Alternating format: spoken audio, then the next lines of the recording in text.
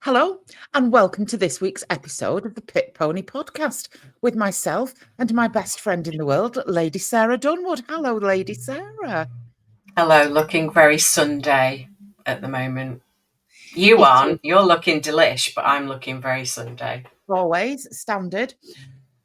And I want to spend some time on the episode this week talking about things that come up a lot in our Facebook group, and in particular, come up with the support calls that me and Sarah do within the teaching profession.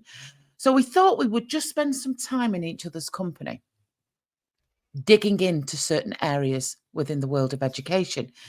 And on this episode this week, we are going to be talking about something that happens to so many teachers and TAs far more frequently than you think if this has not happened to you. And the subject of the week is suspension.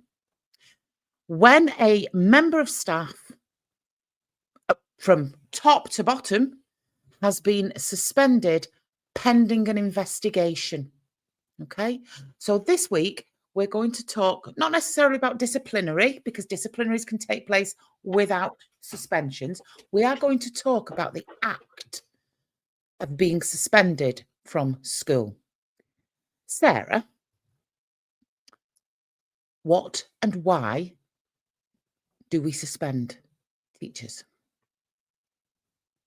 I think take it out of teaching and just Okay. make it about employees just at the moment, because and I'll start with this. The legislation and all of the guidance to do with suspension applies to anybody, regardless of whether they're employed in the public sector or the private sector.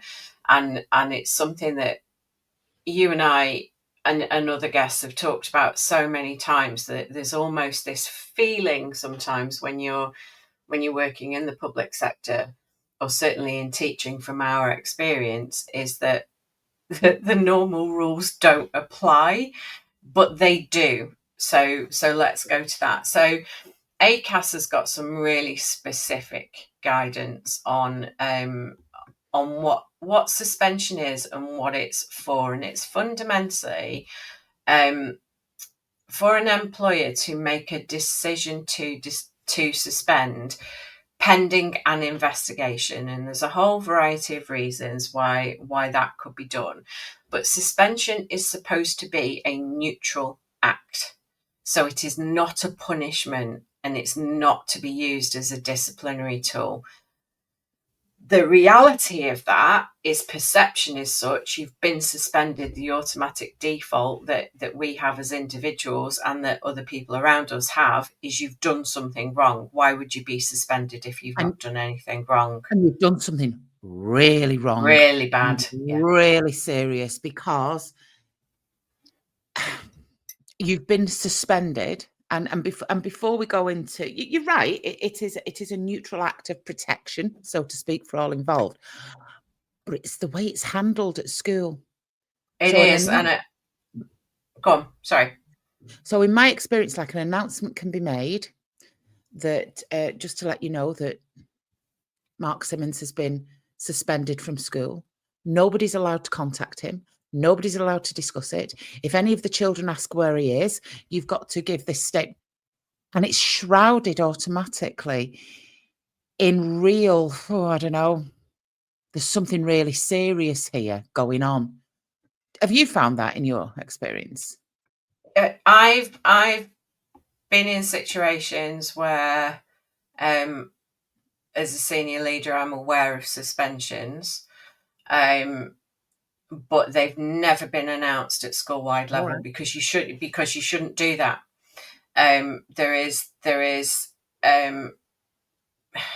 There's a real issue there to do with confidentiality, and again, under the law and under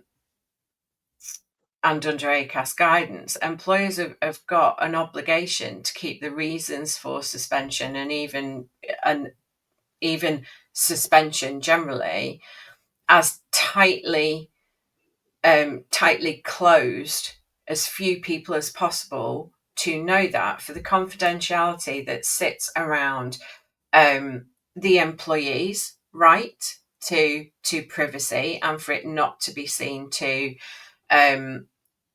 be influencing the investigation or anything like that.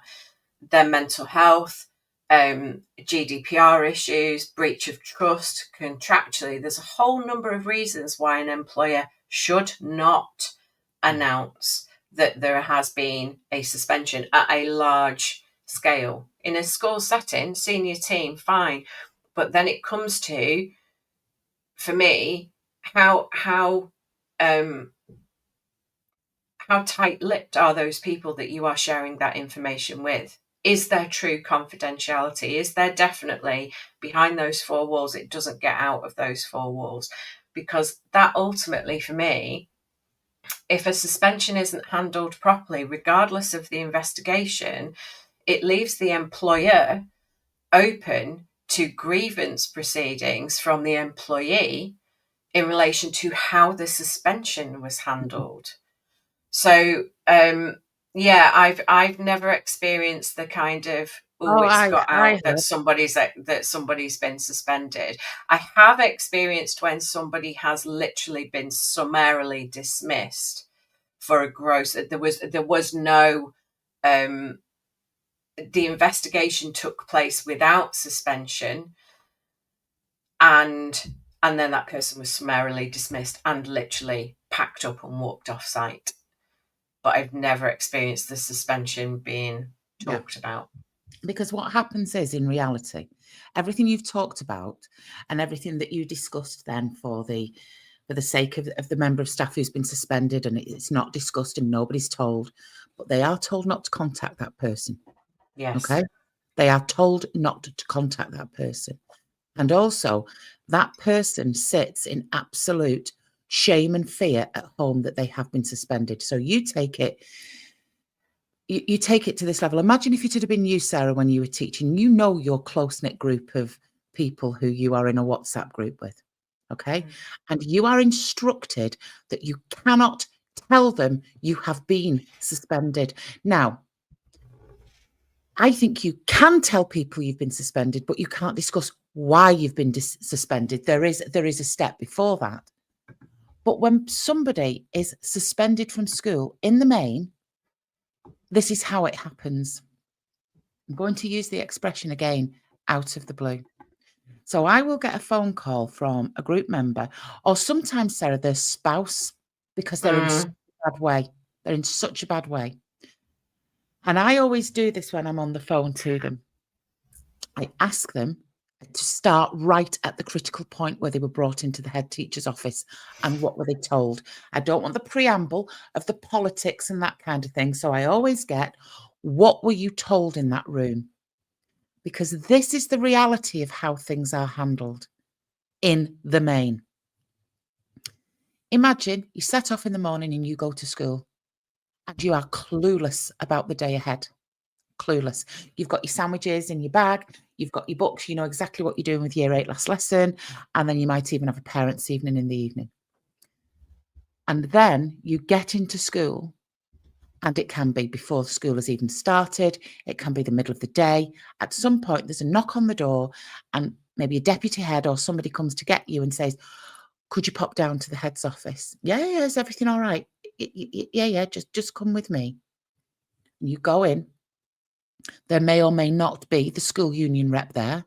It could just be you and someone from HR and someone from the head teacher and the head teacher. At which point, the body and that human being starts to go into absolute shock, as if they're about to be delivered news that somebody really close to them has died. And I know that sounds dramatic, but it really is the same. Unfortunately, there has been an allegation. 9 times out of 10 at that point, they don't even tell you what the allegation is. It is perfectly normal to not know. We can tell you that it is to do with safeguarding, or we can tell you it is an allegation from a member of staff. They don't tell you when, where, or what. But you are going home there and then. They ask you if there's anything you'd like to get out of your desk. Fundamentally, you're going home. And you then get in the car and drive home in the most shocking of states. And that's when I get the phone call. Well, they haven't told me. They said they'll write to me. Yes, and they will. When? When? And the first thing I say is, right, you need to brace yourself, because every hour now is going to feel like a day, and every minute is going to feel like an hour. And we need to dig deep now, because this could go on for quite some time. And I think there's an important bit to note with that, because whilst you being under investigation is the only thing in your mind and in your world, for the people who are doing the investigation, who are managing that process, everything else that's in their job and that they are managing does not stop in order to prioritize that investigation. And I think we naturally assume that if it's that serious that I've had to be suspended and that there is an investigation, then it must be their only priority at the moment to do that. Well, that absolutely categorically is not the case. It's not. You think that you've been sent home, and it's almost then like CSI Miami. Yeah. Children are being interviewed, staff are being pulled in, the investigation starts there and then doesn't. You're absolutely right. Their days go on and you are sat there. I can't get hold of my union rep. And I want a regional union rep, and they're knocking it back at the union, because at the moment they don't even know why you've been suspended. So they don't send out the big guns until they know what it is. And I've not even had my letter. And there is this absolute flat panic, because that person, rightly so, is sat in worst case scenario. I don't know what I've done. 9 times out of 10, they've got a clue. 9 times out of 10, it's probably something that's happened the day before. It's in and around that period. Some people genuinely are clueless, genuinely clueless. And they can't even start to put a fight together, a response statement or anything.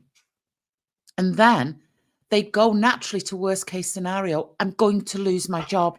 I'm never going to teach again. I'm not going to be able to keep a roof over my head. Well, first and foremost, during this time, you are paid. You will be paid. And even if this goes on for 18 months, 2 years, 5 days, you will be paid. Okay? So you sit there and you genuinely don't know what you've done. And you're absolutely right to be in shock, because you are sat in shame. Because I will tell you now, as teachers in the main, we have not spent a lot of our time in trouble. We are not the kind of people who have our collars felt. Okay? We are not the people who are rule breakers. 9 times out of 10, particularly our Gen Xers, who this happens to quite a lot, the thought of being in trouble is horrifying. So you're at home and you are sat in fear. And I have spoken to people who have been suspended for some of the most serious allegations I have ever come across. And I have sat with people who've been suspended for stuff that I'm sat there thinking that's been harsh. That's been harsh. That could have been dealt with without that. So you can't even sit there and think you have to have been suspended for the most serious of stuff. It can be. Yeah, that I think that's really important, because I think that we default to, well, it must be something that's the equivalent of gross misconduct. It must be something that's going to lead to me being sacked. It must be this. It must be that. And I think it must be of a sexual nature. It must be embezzlement of funds. They've hit a kid. They've done the big ones. They've done the really big ones, and it doesn't have to be like that. It really, really doesn't. And now, in reality, it should be like that. It should be that if you are suspended, it is because there is no other alternative, because of the nature of what you've done. But that is not our experience of suspension in terms of people that we've collectively dealt with. And you know me, I'm compliance through and through. I go back to ACAS guidance, which is suspension should not be the first port of call. It should actually be really when you've got no other option. And it should be because to not suspend would either put that member of staff at risk or put other people at risk, or it might impact or influence the investigation, because there are multiple alternatives to suspension, even in a school setting. Multi-academy trust, they can go and work in another school. They can go and work in another part of the building. They can be working in part of their school building that doesn't come into contact. It's awful. It is awful. And there can be a whole host of reasons why you are suspended. Okay. But one way or another, there is going to be an investigation and there is going to be an outcome. And I'm going to because what I do want to say is, there are some people who shouldn't be in teaching. There are some people who behave in such a way that they are suspended, and then something happens simultaneously at the same time. If it is safeguarding, you will be referred automatically to the LADO. And then what happens is, so they go, I've been referred to LADO. Okay. That is going to take its time. So factor that into your timeline as well. Okay. Yeah, and any assumptions about teacher regulation agency. So I think that's a really important one to do, is safeguarding. Is a referral to the LADO. The school might have already taken advice from LADO prior to the decision to suspend, which is why the decision to suspend is done. But referral to a LADO can go multiple different ways. The same way as it can with TRA. TRA can come back very quickly and go, there is no case to answer here, and it's gone. Yeah. But equally, you can sit in the TRA pipeline for a good couple of years. Well, I want to do TRA in a bit. Yes. I want to section that in a bit, because I want to talk about this middle bit first. About I've been suspended. I'm now getting a bit more information. I know it's been referred to LADO. Okay, well, that's good. But even if the LADO come back and say, we're going to let the school deal with it, please don't think it's minimized what's happened here. And I want to just talk about the frequently heard attitudes that I have to what's happened. So I speak to members of staff who are in trouble. They have behaved in a way that is professional behavior, not becoming that of a teacher. Because what we are dealing with here are teachers' standards. And there are a whole host of things that you can do that do not meet the standards set out by that needed in the teaching profession. And chances are you have done something that is below the standard expected of a teacher, which is why you are facing a disciplinary or an investigation or whatever. And the standards which you've not met have resulted in this instance of an investigation taking place with you not on site and you not in contact with your colleagues. Okay. Then I get to the nitty-gritty of what they've done, what the accusation is. And it can be a whole host of things. And I have chosen specifically to take examples of conversations I've had and tweak them all, so none of these are real. Okay. You can be suspended because you have come under scrutiny for the way in which you are administering coursework or exams. Okay. Big one. Big one. You can come under investigation because of the way you are conducting yourself with colleagues inappropriately. Things you've been saying, inappropriate, being a little bit too carry on, sexually inappropriate. Too touchy. Yes. Okay. So it can be exams. This is not an exclusive list, but this is in the main. You're inappropriate with colleagues. You are joking in a way that is not being received and you think it is.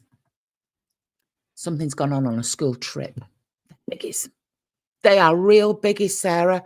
Something has happened on a school trip where they've not followed something and they're in trouble. Restraining kids. in alternative provisions and pupil referral units. Massive. Shouting at children, the way in which you're handling your behaviour management, the way you've made a child feel, or there's been a complaint, or a TA has put in a complaint. Conduct on social media. Biggie. Okay? I need people to be really considering what groups they are liking and sharing from, particularly in this day and age. All right? So there's a whole range of things that you can be, and within those areas I've talked about, you know, they range in levels of severity, but it's really wide. But the one thing that underpins all of this is you have fallen short of the standards expected of that of a teacher, and I suggest you read the teacher's standards document. And I think there's something that goes with that, because you are in a position of tell it Sunday afternoon, my words aren't working. You're held to a higher standard Yes, you are. as a teacher than you would be as the ordinary employee of another business, and rightly so, because you are in a position of influence and authority.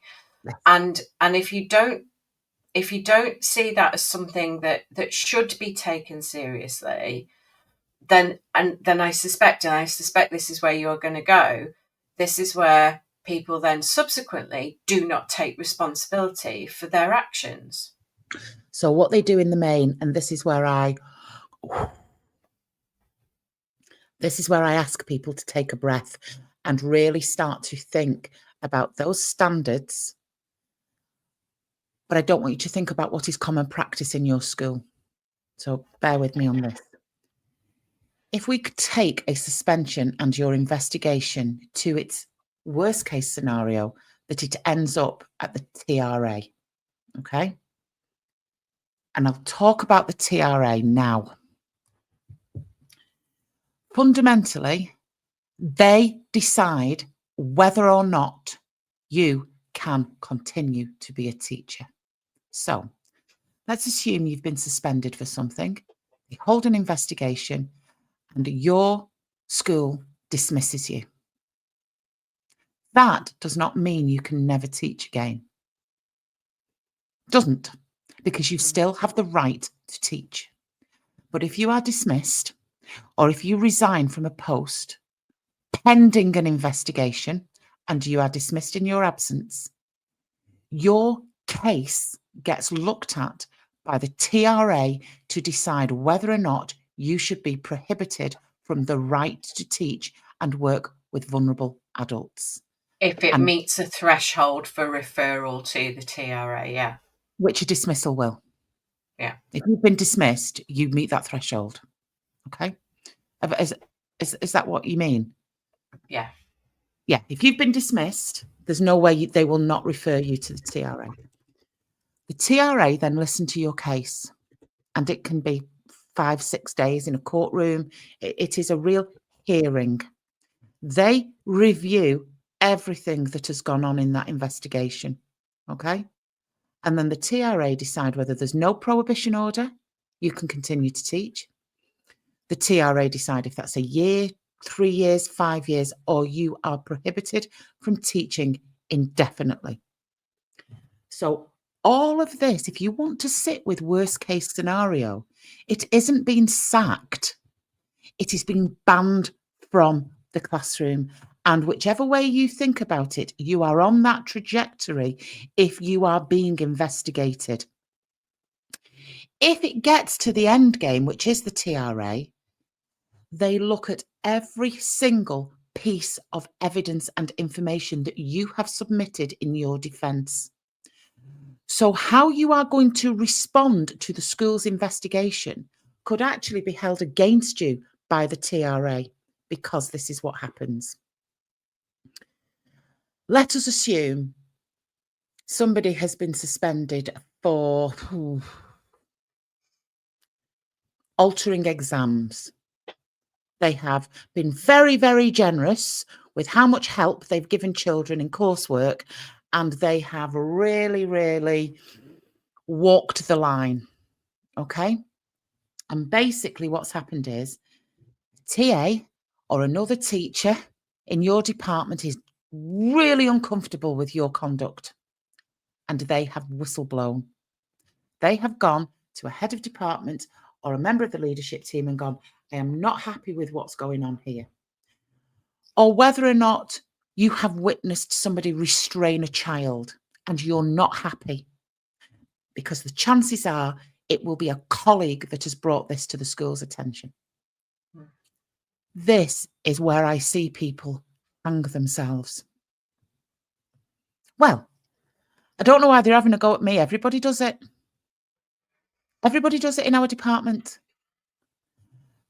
Being generous. Oh my God. You wanted to see what our last head of department did. Christ, he was practically writing it for them. And they want to have a go at me because I've done. Oh, no, no, no, no, no.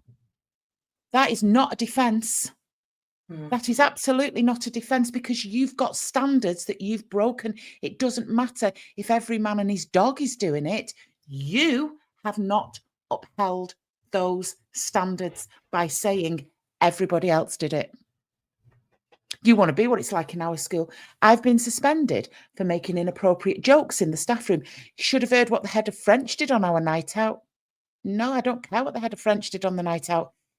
Have you done what they've accused you of? And I have to drill down with people all the time and have really, really difficult conversations.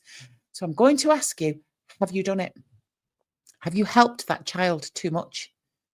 Did you put your arms around a woman's waist and jiggle her in the staff room? Yeah, but I said, can you just answer it without a but? Yes, I have. Then you are guilty of what they are accusing you of. And that is a real penny drop moment. Oh, and therefore you can receive a series of sanctions because whether or not you only or you just or everybody else is doing it, did you do what they said? Yeah, right. So please do not go into that first initial investigation with that attitude. Because of that kind of captured conversation could be played out in front of the TRA.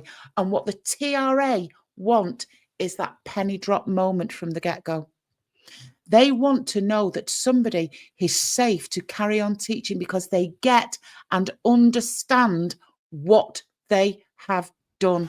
And they can reassure anybody involved in the decision-making process that it won't happen again. Sarah, you would be stunned because Oh no, I wouldn't. I've talked to people. But I wouldn't, and I usually hand them to you because I can't get that penny drop moment to happen. I only left them by the side of the road for 10 minutes. 10 minutes I left those year fives by the side of the road. Okay, please stop. And please don't tell me you've done it before. Yeah. Please don't tell me you've seen your head of department do it, because if you've seen your head of department doing it and you haven't reported it, you are falling short of the standards that's expected of a teacher. And I think there's something else as well when you regardless of whether it's so when you go to TRA, the threshold for the referral, and this is a direct quote, is that the teacher's conduct is fundamentally incompatible with being a teacher. So it's the more serious end of dismissal, because you can be dismissed for that. You might have done 3 or 4 low-level things over a period of time. You've had a warning, and off you go. That doesn't necessarily mean, but if it's serious misconduct, it's going to go to TRA. TRA ultimately, if you've done something serious, they're going to put a prohibition order on. And accepting responsibility won't necessarily mitigate against that, won't necessarily stop it happening, but it might make the outcome, how do I word this? It might make the way that it's presented slightly less aggressive in terms of, because ultimately you have to take responsibility for things. You have to. Otherwise, it's all going to be against you in the first place anyway. But I think that's very true. Let's rewind. Let's go to disciplinary and investigation processes before we even get to TRA, because the reality is not that many do get to TRA. But the same principle applies in terms of your disciplinary, and that's where it is more of consideration. If you accept responsibility, you acknowledge your own learning, and you will articulate this so much better than me, then it kind of takes the wind out of their sails, because they're not having to battle against you to get you to understand where you're at.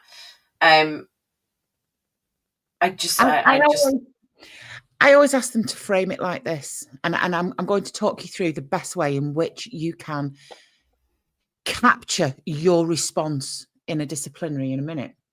But I always say, right, imagine this. Imagine you go in front of the Board of Governors, or there is a disciplinary panel made up of different people, and I'm on that panel.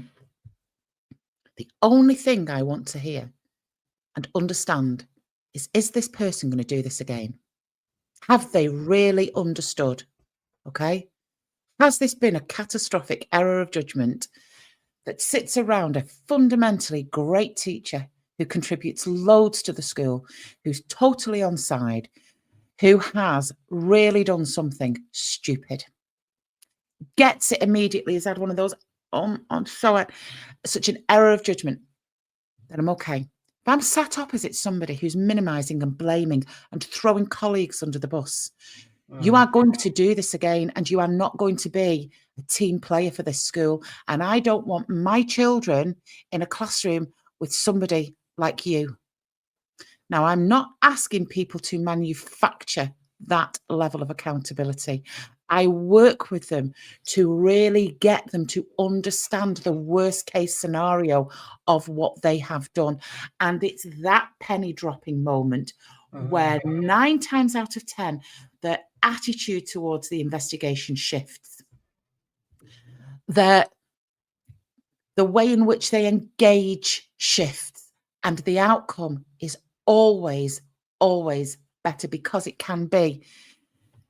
This is what I tell someone to do, right? You are going to receive some headlines, some top line information about why you have been suspended. It won't go into detail, because sitting behind those allegations, and 9 times out of 10, it's not just one, there's about 2 or 3 that sit on that letter that comes through the door. They are going to want to ask you about those individual allegations. And sitting behind that are going to be statements from witnesses who are going to be giving their version of events. You are being asked for your version of events. So let us say somebody has been suspended because they have shouted at a kid, they've crossed out the work, they've ripped up the book, that kind of thing. There can be all sorts of stuff. Let's go to what that incident was. And I want you to do this in terms of your response. I want you to do what I call the 3 R's. I want you to respond, I want you to reflect, and I want you to reassure. The first R is respond. I want you to give a factual account of what happened that day. A factual account of that incident that has resulted in you being suspended. I don't want inflammatory language. I don't want minimization language. I don't want one piece of evidence that says Miss Corley was shouting directly in the face of a child, and then I calmly and measured, asked him politely if he would give an accurate response to what happened. Even if it feels it's throwing you under the bus a bit, give me the factual response. Who was in the room? Where were you stood? What did you say? If you can't remember what you said, whatever. I don't want any judgmental language in that. I want your statement of fact. Then the next thing you write is, on reflection, how could you have handled that differently? And that, I am telling you now, is the powerful piece that is going to sit in your disciplinary. What could you have done under any of the allegations that is being thrown at you? And this applies to anybody. What could you have done differently? On reflection, what would you do now? And 9 times out of 10, you will find what you should have done in the policies of the school that you have been given. It will either lie in the policy of how to arrange a trip, or behaviour management policy, or your safeguarding policy. It will be there, because if I was on your disciplinary panel, that's what I would be going to. And then the last paragraph that you do is your reassurance. Let me reassure you that this will not happen again. You can then bring in 16 years of a blemish-free career, examples of where you have acted in a way that's opposite to this, and you have had a lapsed error of judgment. But under no circumstances do I want to hear that everybody does it. And here's the other one I don't want you to use, because you're under that much pressure and you are stressed and you are drowning and you are overwhelmed. Then you're not fit to be in the classroom. If you've behaved in this way because you've had that much to do and your workload is insurmountable, and you've not been to your head teacher and told them beforehand that you're struggling and you're burning out, then you're a worry to me. So don't mitigate or use excuses like that. Simply respond, reflect, and reassure. Now, if you are being stitched up royally, then your response denies what has happened. That did not happen. I was not there. This is not true. Your reassurance is, I cannot reassure you that this isn't going to happen again. My reflection, I'm not asking you to take responsibility for stuff you've not done, but in the main, you'll have done it. You will have done it to a certain extent. It feels unjust because, yes, everybody else is doing it. Yes, it's become practice at the school. But that is how I always advise people to handle themselves in the investigation. The other thing I say as well is this. When you are called in and asked questions, they ask for your statement. I'll give you the 3 R's statement. Then you will be called in as part of the investigation to answer questions. They might want some more information. You can, at this point, ask for the questions beforehand. Done it really nicely in order to prepare, in order for me to give you the most in-depth responses I can. I would be most grateful if you could give me the questions beforehand. They may or they may not.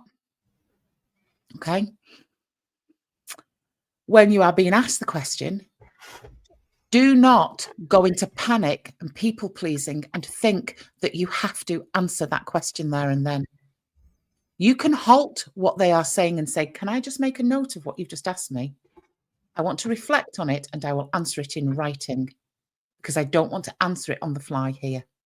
So you can control the climate.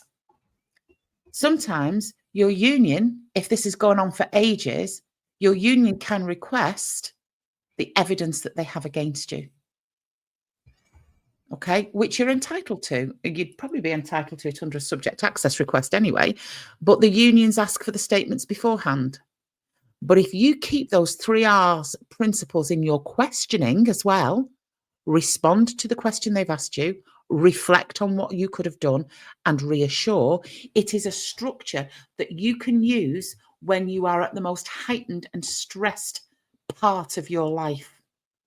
And I really suggest that anybody who knows anybody who's going through this at this moment in time listens to this episode in particular, because it is a real resource for somebody in the moment who is sat at home rocking on a settee going through this, and they will. And they will. Sometimes you can be locked out of your school emails, so you've no access to stuff anymore. You've become isolated in the home because your friends can't contact you and they're too frightened to do so. And that's when you've got to get the playbook out now for how you manage this whilst you are at home on suspension. And a lot of what I'm going to talk about, Sarah, applies to work-related stress as well. When you are at home and you are off school, whether you're suspended and you're off with work-related stress, it's so easy to default into shame, and you don't leave the house in the day.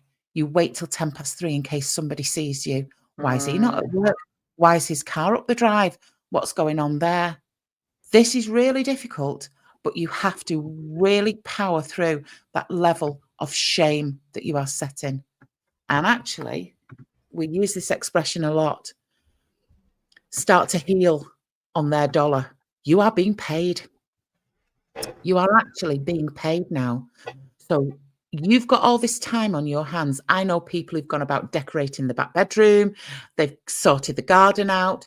They've decided to go swimming every day. They go to the gym. They embrace it because they are not sitting in shame, because they're safe in the knowledge they're going to go back to work. So they make the most of it. But people who are rocking in shame, contact your union. There's the education helpline. Obviously, there's Life After Teaching. If you are going to post on Life After Teaching, please don't make it obvious who you are. The amount of posts. Yeah, and can I talk about that as a sideline for those of you who are listening, who are group members? The number of posts that we have to decline because even though we as admins can see who the person who is posting anonymously is, the realms of feasibility that somebody could join up the dots because of the amount of information that is put into a post, and the very fact that the group size is such that, hello to overseas listeners, but fundamentally nearly 90% of the group is based in the UK. Statistically, there is going to be someone from your school in the group. Statistically, we know from experience that there are people going looking for stuff. Oh, I've been called into the head's office. Yeah. The meta irony is not lost on me. I've been suspended with screenshots taken from this group. And so I'm going to bring this to a close in a minute, because I think there's been a lot of good stuff in there to get your teeth into if this is something that, you know, that you're facing at this moment in time. But what I will say is this: there can be many outcomes. You can get a warning. There's no outcome. It's not founded. You can get a warning. You can get retraining. You can be dismissed and all that stuff. So there's lots of different outcomes. But if you feel that the damage that's been done, your breach of trust, you hate the school anyway, you genuinely feel as though you cannot return, which is very, very common, this is where your union comes into play.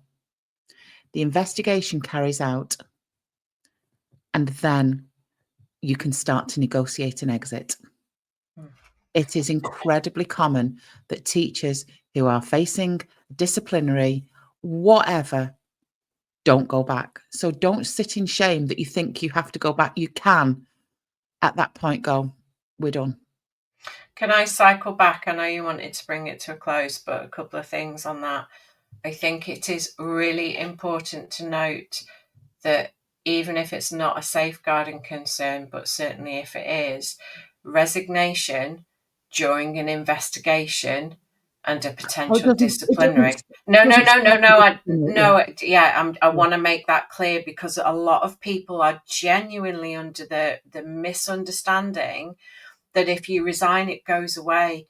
No. And if it's a serious complaint, if it's something that we would be tantamount to gross misconduct, then regardless of whether it's teaching or another profession, that disciplinary can and should, if it's safeguarding, there is a requirement in KCSIE that the investigation is seen through to the end.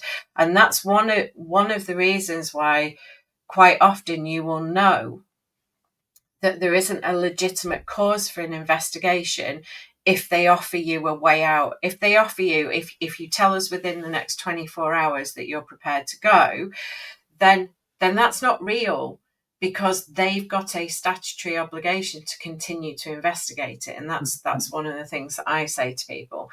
The other thing I would say is, and we've mentioned it a couple of times, but knowledge is power. It's the thing that empowers you. Read your school's code of conduct for adults. Read their disciplinary policy. Read their grievance policy. Go on the ACAS website and read the guidance for employers in all sectors about how to carry out an investigation fairly, how to conduct these whole processes. Because more often than not, and you will have experienced this, and I have too, is when you can actually put in front of an organisation, the head, to say, actually, yes, I know you've got to do that investigation, but you've not done this and you've not done that, and you've prejudged this and you've not done this. It actually makes it more difficult, because actually they've muddied the waters in terms of the investigation and disciplinary process, because they've not followed their own policies. So I would always advocate for skilling yourself up, making yourself the policy nerd in terms of what your school policies are, and finding the places where they've not followed their own policies, and also looking out for if you can't easily access a policy, or you ask for a policy and there's a delay in getting it, just checking that that's not been tweaked whilst it's been going on, because that's really common. It's really common. I think one of the things you've got time. That is the gift they have given you. Yeah. And it's how you utilise that time, whether it is going for a walk, whether it is decorating your mum's back bedroom, whether it is going down these rabbit holes. I'm obviously going to make myself popular again, and I don't care, but your union, you're either going to get the best union rep in the world, or you're going to get a chocolate fire guard. Take it or leave it. And I know you might not be happy if I say that, but in my experience, that's what happens with your union members. Don't care. Probably get slammed in our group now by all the union reps going, Sharon Carley said this again. It's true. But that is the experience. Again, you come to, we have had so many group members, and it happens every time it's mentioned on a post. You can get 100 comments, and there will be an equivalent split between those comments of people who've had great experience 100%. with union reps or not. And that is the reality. It's had a barrack room lawyer go in with them and frighten the head of that school to death, or they've had someone who's gone on leave or lost the case or not followed an email. And ultimately, if union executives don't like that, then they need to look at the reality of the experience for members, because members are paying monthly for something that they hope to God that they never need to use, but in reality at some point probably will. And it should not be a semi-lottery in terms of A, whether you're going to get through and get some advice, B, whether that advice is robust, because the variation of advice that we see in the group, and even we've seen it where union reps have been challenging each other about the advice that they're giving. So as much as I am uncomfortable with you saying it out loud, that is the reality. I will do the counterbalance to that. It is the reality. It is a lottery, and it should not be. It shouldn't and it's be. why people are considering spending thousands on going to a lawyer instead of using their solicitor. Yeah. So I think there's a lot that we've covered there. A lot that we've covered on suspensions, investigations, because of course you can be going through an investigation and not suspended. Still use my 3 R's, by the way. because I don't think that's a bad piece of advice. Generally, it takes the heat out of a situation. It's not easy, and if you are off with work-related stress or with that suspension, I always have my go-tos: the chimp paradox, quietening down your chatter, start journaling. If you can't talk to people in school, make sure you're talking to other people. Okay, make sure you've got a really good compassionate family setup going on as well, and use the group. Even if you don't feel you can comment in the group, go and search suspension in our group, and you will be able to get advice. You will be able to see certain things, and also do some research about the TRA, because it's all online. All of the hearings, all of the forthcoming hearings, all of the hearing outcomes are online, and you will be able to read the transcripts, and you can actually find almost like an algorithm within them of how people conduct themselves. So people have been referred to the TRA. They don't even turn up. They don't even engage in the hearing.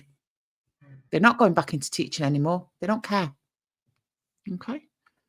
They tend to get the harsher of the sentences, to be perfectly honest.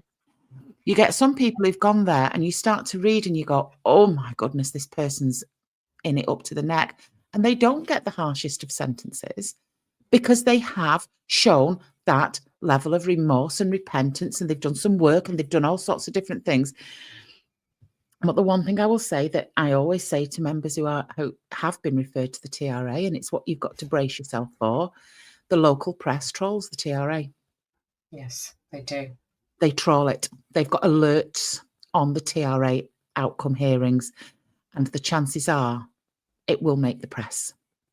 So there needs to be a brace, which is why your level of accountability and how you handle yourself is so important, even in the early stages. The other piece of advice I would give, and this has happened, I think, over 4 or 5 years, Sarah, on 6 occasions. People have decided not to go back into teaching and they don't care about the TRA. So they've gone into another route. They've gone into another job. And they know they've been referred to the TRA, and they don't tell their current employer. Then their current employer finds out that there's been this big misconduct hearing taking place, and then they sack them. And the reason they sack them is because you've been dishonest. Yeah. Your behaviour has resulted in you being dismissed from a school, and you have still been dishonest with your current employer. So if you are pending a hearing at the TRA right now and you haven't told your current employer, tell them. Yeah. Okay, right. Well, that was heavy duty stuff for a Sunday afternoon, if you don't mind me saying. It was. I apologise for the fact that listeners won't have seen it, but watchers will have seen me glow bright red during the middle of that, because I am the woman of a certain age. You're having a tropical moment, babes. Sunday tropical moment, yeah. Yeah, but in all fairness, we had a cracking day yesterday, didn't we? Oh, it was glorious. Yeah, it was glorious. The Vintage Emporium in Stockport, we went for a mooch round. But do you know what traumatised me more than anything? When I got home, I actually searched how old something has to be considered vintage, right? And do you know what? It's actually, there's a time. It can be no more than 100 years old, because it's not vintage then, it's historical. And yes, it cannot be more than 100 years old, and 25 years ago. So it's no younger than 25 years. So but it's 2000. 2000. Yeah, 2000. So it's that thing as well. It's something popped up on my Facebook before, which was that that teenagers are now referring to adults of our age as having grown up in the late 20th century. And it's true, but it's like when you and I were talking about the 20th century yesterday in terms of when that building was built, which we thought was ancient. It was built in the same century that it was built about 60 years before we were born. But you know what was interesting? I was listening. I was obviously pulling a shift on the TikTok, last night. And there's this woman I went to school with. She's hilarious. And she said, when people ask you to do feedback, and you have to scroll on your phone to get your age bracket, and you get Wheel of Fortune. But the Wheel of Fortune's going, she said, and then you get to 54 to 59, she said, and then you realise there's only a couple left after that. She's like, oh my God. But no, so what I did was I've been having a look at this, right? I've been having a look at the generations, okay, and what they called, and this is the generational breakdown, right? So if you're born from 1928 to 1945, do you know what that generation's called? No. Silent generation. Interesting. Baby boomers are 46 onwards, aren't they? 46 to 64. Yeah. Then we come to us, the bad boys, Generation X, 1965 to 1980. Millennials, 1981 to 1996. Generation Z, 1997 to 2012. And we're now currently in Generation Alpha, which is 2013 to 2025. So, and do you know what defines the generations? Sorry, could you repeat what defines one more time? Defines the generation. I did. It might have come through 4 times on your end. I only said it twice. It's to do with technology. It's to do with the relative technology in each of the generations. Yeah. So I'm not sure whether it's the pre-alpha generation. Yeah. It's my James's generation. Generation Z. That's our Jamie's and Ellie's as well. Yeah? They have grown up. There isn't a generation since them who hasn't had the internet, but the pre-Gen Z, so X, we didn't have the internet. Millennials didn't either. Because you've got millennials. 1981 to 1996 are millennials. 96, it did just, the internet was just, but that's the critical bit. It's to do with technology and communications and things that were going on in the world. It's not necessarily a fixed period of time. So it's not like every 15 years we get a new generation. Yeah, correct. Which explains why 1946 to 1964 are the baby boomers, because they came after the war, didn't they? When everybody... Yeah. I don't know why we're called Generation X. There is some stuff online. We could do a whole other podcast about that, but I'm not going to. If you ask my 25-year-old, he can tell you it all. Right. But I have listened at some point, and it's gone in one and out of the other. But it was interesting going round, almost living in our own how we used to live, kind of thing. Seeing stuff that was in not even grandma's house, but in our house when we were kids. God, I remember getting this for Christmas. That mirror I saw that I had in my first house. Bonkers. And apparently everybody was much smaller and sat on much lower seats and had much smaller hands and drank out of much smaller cups. That cherry glass, Jesus Christ! I got home last night, poured myself a glass of wine in what could only be described as a small bucket on a stem. Yeah, it was crackers, wasn't it? But loved it. Anyway, rambling on. So Sunday afternoon, obviously I got up this morning. It was the kind of thing where you go for a crisp autumn walk, or you start doing the back garden, ready for back end, or you decide to do a load of baking. Did nothing, just doom scrolled. Fair enough. And on that note, I need a cup of coffee. Okay. It's been glorious. Oh, Christ, we're doing a podcast. Thank you ever so much for listening to our podcast.